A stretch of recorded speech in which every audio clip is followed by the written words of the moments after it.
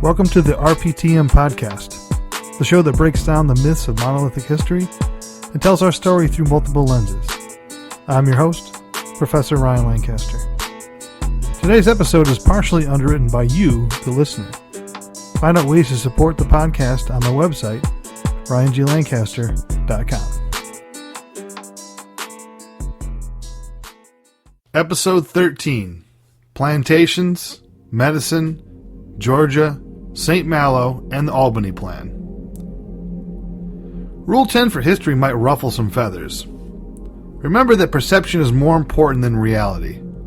Before you report me as some doublespeak Big Brother agent, just look at the current world we live in. The age of information never promised to be good information, let alone accurate information. Social media is riddled with half-truths, false pretenses, manipulated numbers, and flat-out lies. This is to be expected, especially when we accept that human beings are all emotional beings, and emotions can subdue logic often quickly and effortlessly. If you want to believe an election was stolen, you will. But one does not have to go far in history to see events that were veiled in fabrication that swayed public opinion. There are almost no cases in which the United States has been to war that hasn't been more fiction than fact. Whether you choose to believe in systemic racism or the presence of weapons of mass destruction, history does not bother with these things. So, if we can manipulate the outcomes of the future, can we predict what happens next? The 1740 Plantation Act. Early on in American history, the powers that be hoped to manipulate the influx of who was coming into this country. Thus, the Plantation Act of 1740, or the Naturalization Act, was born. Reflecting the situation in Britain, the necessary profession of Christian faith was distinctly Protestant and specifically Anglican. The act was not intended for conscientious Roman Catholics, and they were referred to in the law as papists. However, exceptions for non-conforming religious scruples and conscience were made in the case of Quakers and Jews. Adherents of both faiths could dispense with the sacramental test. The former could affirm the oaths, the latter being relieved of the obligation to repeat the words on the true faith of a Christian at the end of the oath of abjuration required by the Act of Settlement since 1701. The Act became effective on June 1, 1740, and allowed any Protestant alien residing in any of the American colonies for 7 years, without being absent from that colony for more than 2 months, to be deemed His Majesty's natural-born subjects of this kingdom. The Act also required making specific declarations concerning royal allegiance and succession, the Christian faith profession, and the payment of 2 shillings. Compared to other alternatives available at the time, the Act provided a cheap and easy method of imperial naturalization. The length of residency was not unreasonable. The Plantation Act was enacted to systematize naturalization procedures in all localities and encourage immigration to the American colonies. It provided a workable naturalization procedure by empowering colonial courts to administer the oath of allegiance to aliens. The Act endowed colonial courts to decide when alien petitioners had fulfilled the statutory requirements of imperial citizenship. The secretaries of colonies were required, under penalty, to send annual lists of such persons to the commissioners of trade and plantation. In proprietary colonies, the judges were appointed by colonial governors and thus represented the royal and proprietary interests. However, by delegating authority to colonial officials, naturalization became a subject to the pressure of the same local interest groups that increasingly defied the governor's efforts to implement royal and proprietary instructions on other issues. Despite the penalties imposed under the Act, only 6 secretaries of the 13 American colonies and 1 in the West Indies submitted the mandated lists. In England during the 17th and 18th centuries, several necessary statutes applied to naturalization. Still, these statutes would not include many aliens in the colonies who were considered an integral part of the colonial communities. Over the same time, the American provinces, except New Hampshire, passed their own naturalization laws, which granted citizenship to people living within that area. These laws were based more on local colonial interpretations of community citizenship than on stricter considerations in the mother country. But they had no rights beyond their borders. The situation was initially accepted as positive and workable in England, but proved to be too inconsistent with the broader imperial intentions as time passed. Britain began withdrawing support to promote immigration to the colonies at the end of the 7 Years' War. Colonial implementation before the Plantation Act tended to ignore, evade, and reshape English regulations, thus many policy decisions and generating a chaotic array of citizenship procedures. The Navigation Acts were a target of evasion since they were acting more of a restraint on colonial naturalization and its people's ability to fully participate in the economy. Colonial naturalization of aliens was outright forbidden in December 1773 under any conditions. The ban on royal grants, initiated earlier in 1773, was made final in 1774. The law expressly permitted Jews and other nonconformists to be naturalized in their American colonies to regularize and encourage immigration. By the time of the American Revolution, the Jewish population in America was still small, only 1,000 to 2,000, in a colonial population of about 2.5 million.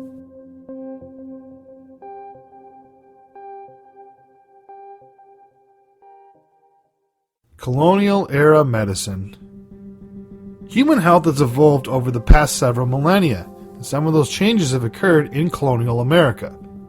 Colonial era healthcare was based primarily on traditional medicines and traditional cures. Professionalization was very slow before 1750. There were a handful of cities of more than 20,000 population, each of which had physicians trained in England and Scotland and a growing number of locally trained men. Cotton Mather's of Boston was the first significant figure in American medicine. Mortality was very high for new arrivals and high for children in the colonial era. Malaria was deadly to many new arrivals. The disease environment was very hostile to European settlers, especially in all the southern colonies. Malaria was endemic in the South, with a very high mortality rates for new arrivals. Children born in the New World had some immunity. They suffered recurrent forms of malaria but survived. For example, of newly arrived able-bodied young men, over 1/4 of the Anglican missionaries died within 5 years of their arrival in the Carolinas. Mortality was high for infants and small children, mostly from yellow fever and malaria. Most sick people turned to local healers and used folk remedies. Others relied upon the minister physicians, barber surgeons, apothecaries, midwives, and ministers. A few employed colonial physicians trained either in Britain or in an apprenticeship in the colonies. There was little government control, regulation of medical care, or attention to public health. By the 18th century, colonial physicians, following the models in England and Scotland, introduced modern medicine to the cities. This allowed some advances in vaccination, pathology, anatomy, and pharmacology. There was a fundamental difference in the human infectious diseases present in the indigenous peoples and sailors and explorers from Europe and Africa. Like smallpox, some viruses have only human hosts and appeared to have never occurred on the North American continent before 1492.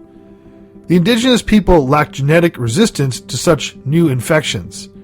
They suffered overwhelming mortality when exposed to smallpox, measles, malaria, tuberculosis, and other diseases. The depopulation occurred years before the European settlers arrived in the vicinity and resulted with contact with trappers. The city of New Orleans, Louisiana, opened 2 hospitals early in the 1700s.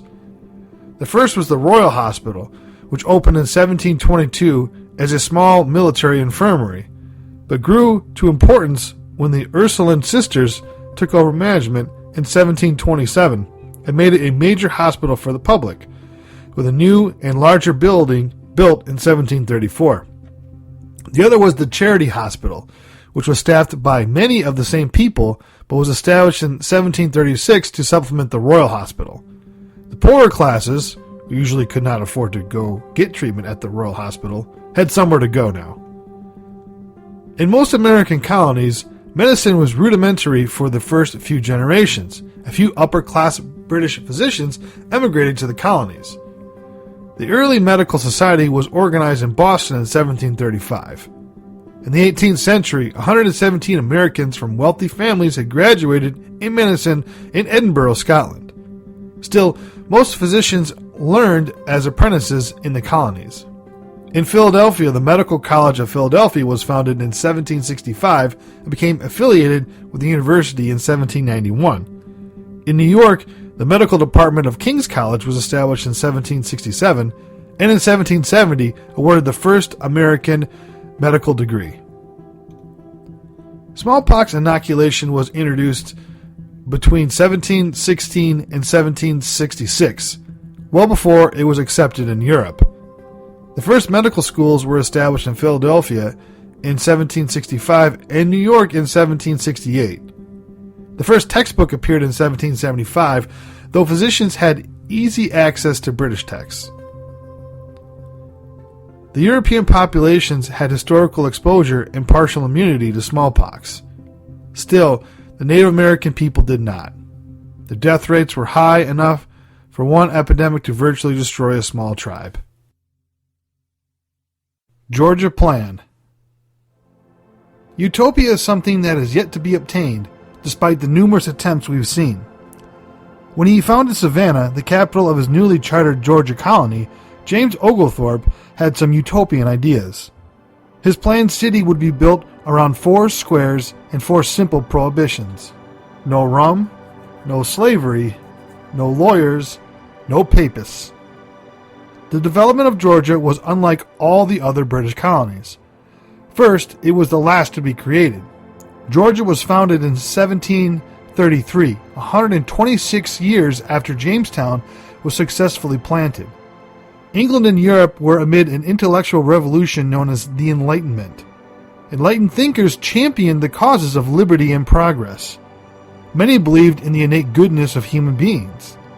They asserted that even the worst elements of society might prosper if given the right set of circumstances. James Oglethorpe was such a thinker. He and charitable investors asked King George to create a utopian experiment for English citizens imprisoned for debt. England's prison population could be decreased and thousands of individuals could be given a new chance at life. With these lofty goals, Georgia was created. King George was not concerned with the plight of the English debtor. His advisors pointed out that such a colony in Georgia might provide defense for the South Carolina rice plantations from Spanish Florida. He gave his consent to a charter, and Oglethorpe acted. In the words of Oglethorpe back in 1737, "As this would turn out very well indeed, in that I would encourage many small families of average means to go to settle there, as well as some excellent workmen as carpenters, mason, tile makers, blacksmith, farriers, locksmiths, wheelwrights, coopers, vine growers, shepherds, laborers, and others who would be most useful there. Instead of this, the greatest part of those who have already gone there is nothing but miserable ones, both to their manners and as to their fortunes." Here, the settlers would have to conform to Oglethorpe's plan, in which there was no elected assembly. 3 significant laws governed the colony. The first dealt with the distribution of land. The second and third reflected enlightened ideals. No slavery was permitted in Georgia, and the possession of alcohol was prohibited. Each debtor was to receive 50 acres of land to farm. This land could not be sold. Silkworms were transported from Europe with the hopes of developing a silk industry in Georgia's mulberry trees.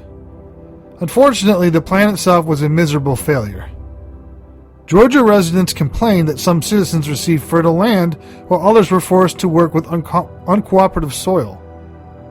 Since they could not buy or sell their land, they felt trapped. The mulberry tree plan failed because the trees in Georgia were the wrong type of cultivating silk. The alcohol ban was openly flouted. Cries to prevent slavery followed as the Georgians envied the success of their neighbors. Eventually, many fled the colony for the Carolinas. King George revoked the charter in 1752, and Georgia became a royal colony. One of the world's best organized utopian experiments ended abruptly. The ban on slavery was noble, but sadly ahead of its time. Slavery was legal in South Carolina, and nearby Charleston was flourishing. Jealous of their neighbors' wealth, it didn't take long for Georgians to revolt against their leader's decree. The ban on Catholics is more curious, considering Savannah's tolerance towards other religions. But Georgia was initially founded as a buffer zone between the Carolinas and Spanish Florida. It wasn't the Catholic belief in conversion that earned Oglethorpe's distrust, but because they might be Spanish spies. This was another law that would be relaxed soon after the colony's founding. And the decree against lawyers? An aspiring lawyer probably just sued until the city realized they just needed lawyers to defend their anti-lawyer law.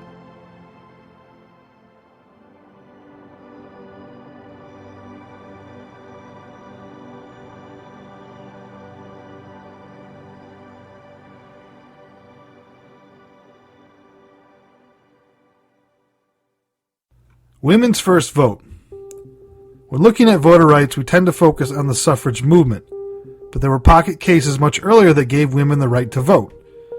Lydia Chapin Taft was an early forerunner in colonial America who could vote in 3 New England town meetings beginning in 1756.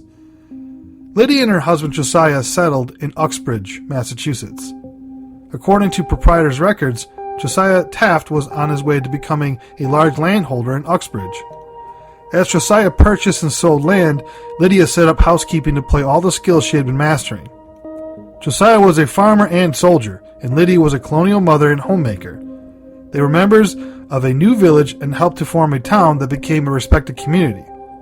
The old town meeting books list an Ensign Josiah Taft as continuously being elected the moderator for town meetings, noting his militia title change to captain after a few years. Josiah was in the Uxbridge militia. Enrollment in the military was compulsory, with training in the local fort or training fields in each town.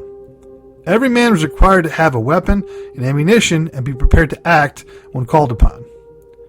In 1756, Josiah and Lydia's 18-year-old son Caleb became ill while studying at Harvard and died on September 19. Josiah went to Boston to bury Caleb. After returning home, Josiah himself became sick and died on September 30 at the age of 47.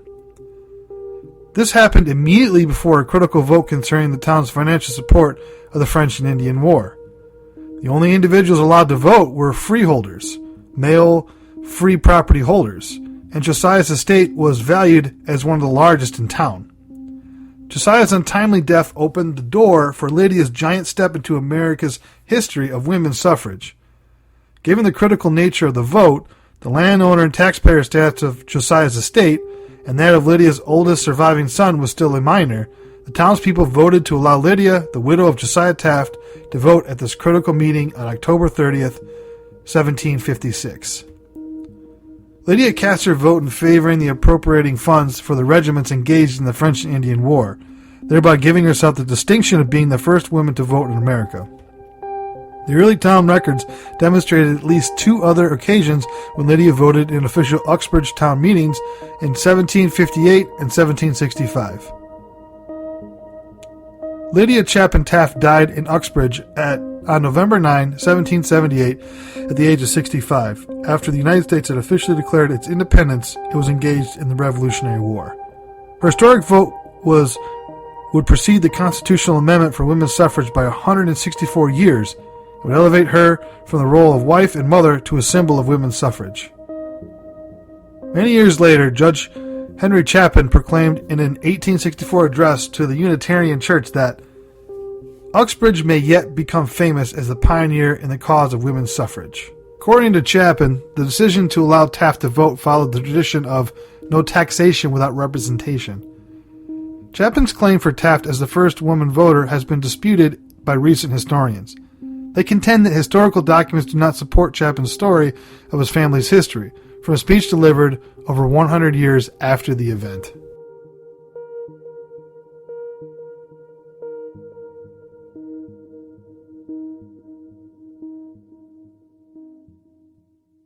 Saint-Malo. A little-known yet fascinating tidbit of history is the lost city of Saint-Malo. Saint-Malo was a small fishing village that existed in St. Bernard Parish, Louisiana, as early as the mid-18th century, until the 1915 New Orleans hurricane destroyed it. Located along Bayou Saint-Malo, about 6 miles east of Shell Beach, it was the first permanent settlement of Filipinos and perhaps the first Asian American settlement in the United States. The exact date of the establishment of Saint-Malo is disputed. The settlement may have been formed as early as 1763 or 1765 by Filipino deserters and escaped slaves of the Spanish Manila galleon trade. The community members were commonly referred to as Manila men. Small communities of criminals, fugitive slaves, and Filipinos commonly found refuge along Lake Borgne in the 18th and 19th century. The Manila men settled in the marshlands of Louisiana, where no Spanish officials could reach them. Reasons for their desertion varied, however. Their desire to escape brutalities dealt with by the Spanish is generally regarded as the main reason.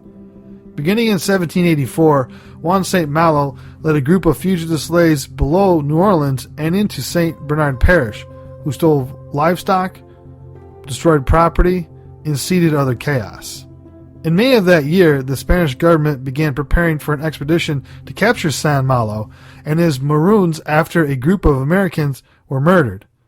St. Malo retreated with his group to live in the extensive marshlands surrounding Lake Borgne, but Spanish forces led by Francisco Bologna eventually captured him along with the 60 Maroons. On June 19, 1784, he was hanged in Jackson Square.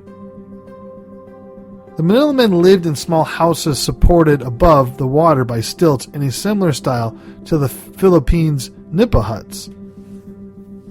Wood needed to construct dwellings had to be acquired elsewhere, as it could not be easily found in the swamps. Palmetto and woven cane construction often did not withstand the harsh climate of marsh and had to be repaired or replaced frequently. Windows were draped with netting to protect from mosquitoes and other biting insects. Dwellings lacked furniture, including tables, chairs, and bed frames. Mattresses were stuffed with dried Spanish moss, and a common practice in the region, and had even been used to upholster the Model T Ford. The mattresses were laid upon a series of shelves mounted against the walls. The fishermen slept at night among barrels of flour and folded sails and smoked fish. The diet of the community consisted mainly of seafood, principally raw fish with oil and vinegar. Fish was also smoked and hung for later consumption. Chickens and pig were raised among the dwellings, and depictions illustrated small gardens along the walkways and porches. The Manila men of St. Malo were entirely devoted to a subsistent lifestyle based upon fishing and trapping. Rarely did women live in the village. If fishermen did have families, they often lived in New Orleans or the surrounding areas. The reason for this can be attributed to the isolated and harsh conditions of the settlement. Manila men often courted and married Cajun and American Indian women. When it was possible, Manila men sent profits made from fishing to acquaintances in Manila to be delivered to their families. Due to the isolation of St. Malo, the Manila men paid no taxes, and the community lacked law enforcement officials. The village had never been visited by any official from St. Bernard Parish, the state of Louisiana, or the United States government. As a result, the community governed itself. In extreme cases, the eldest man in the community would consider disputes and mediate over the situation. In the rare case that a given verdict was not accepted, the individual was imprisoned in a fish car, which was a makeshift prison cell. The offender generally accepted the terms given to him due to the harsh physical conditions, lack of food, and rising tide. The predominant religion of the Manila men was Roman Catholicism. Priests rarely went to visit the settlement due to its isolation. Filipino Americans residing in the region were recruited by local pirate Jean Lafitte to join in as Baratarians, a group of privately recruited soldiers serving under the American forces under the command of Andrew Jackson in defense of New Orleans. They played a decisive role in securing the American victory, firing barrage after barrage of well-aimed artillery fire.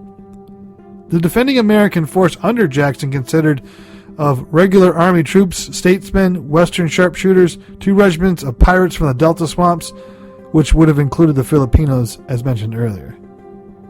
The same area that Saint-Malo and his group found refuge became known by his name. It wasn't until March 31st, 1883, that the journalist Lafcadio Hearn published an article in Harper's Weekly which documented the community firsthand. The report is the first published article about Filipinos in the United States. Saint-Malo was destroyed, along with much of the region, by the New Orleans hurricane in 1915, and consequently, the remnants of the community assimilated into New Orleans.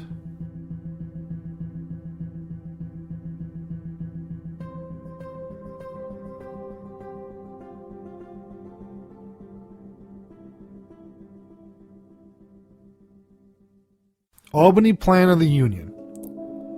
We've arrived at the start of the influence of the Founding Fathers in our history. The Albany Plan of the Union was a plan to place the British North American colonies under a more centralized government. On July 10, 1754, representatives from 7 of the British North American colonies adopted the plan. Although never carried out, the Albany Plan was the first vital proposal to conceive the colonies as a collective whole, united under one government. Join or Die is a political cartoon attributed to Benjamin Franklin. The original publication by the Pennsylvania Gazette on May 9, 1754 is the earliest known pictorial representation of colonial union produced by an American colonist in colonial America. It is a woodcut showing a snake cut into 8ths, with each segment labeled with one of the American colonies or region's initials. New England was represented as one segment, rather than the 4 colonies it was at the time. Delaware was not listed separately as it was part of Pennsylvania.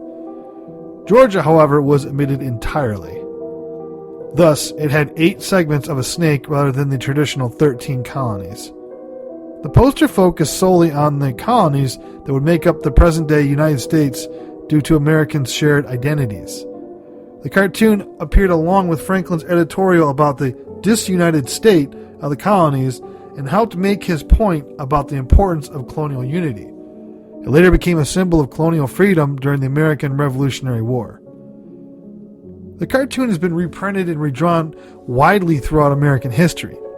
Variants of the cartoon have different text and differently labeled segments depending on the political bodies being appealed to.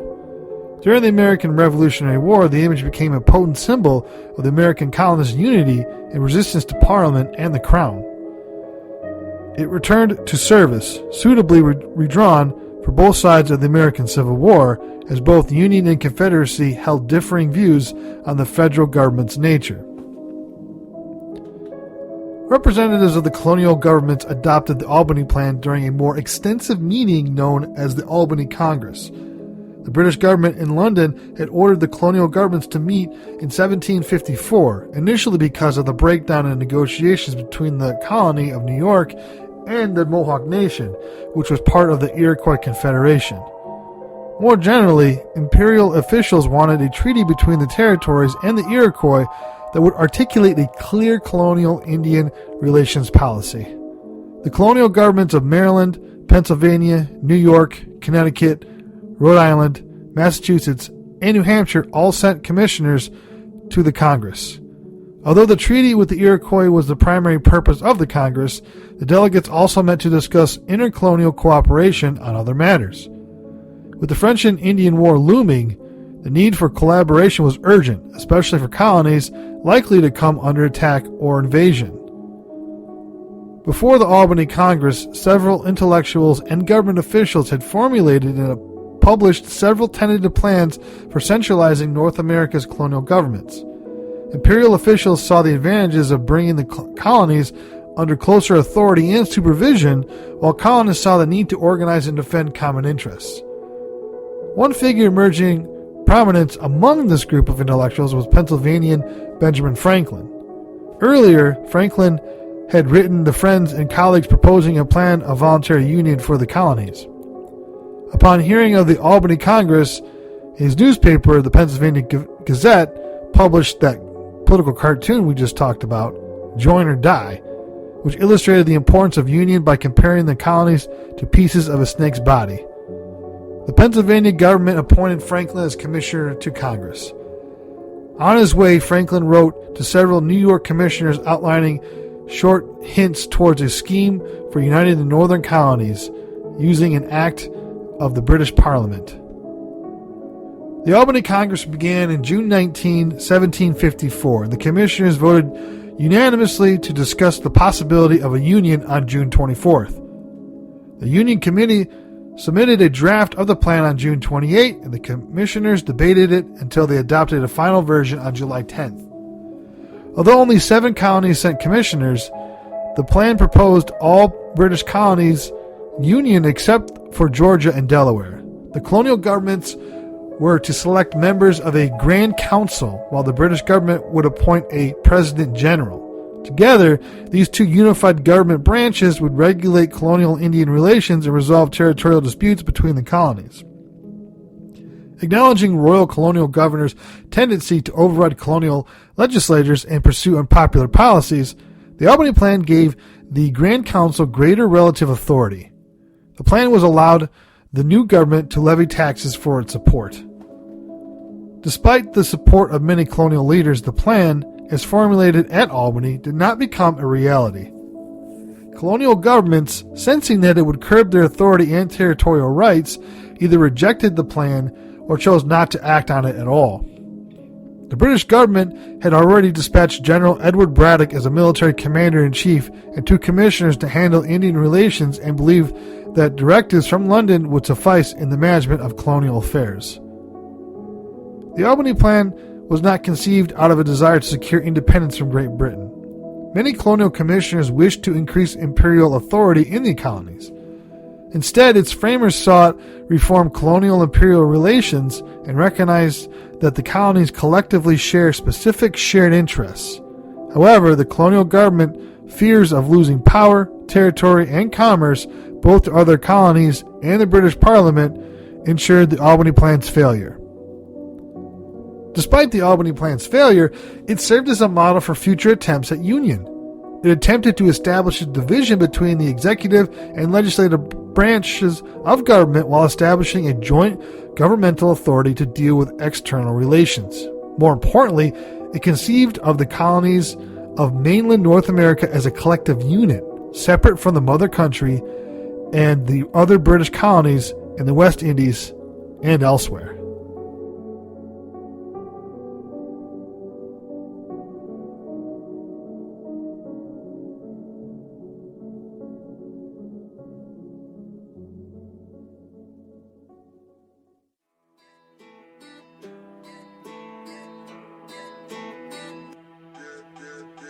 You've been listening to the RPTM podcast. If you like what you hear, please rate us on whatever platform you're listening on. Join us again next week when we talk about the seen and unseen of U.S. history. Make sure you subscribe to the podcast so you never miss an episode. Also, for more information, check out the show notes on my website. The show was produced by me. Our editor is me. Written and researched by me. Music is Down South by Bliv Beats. I'm Ryan Lancaster, and this was the RPTM podcast.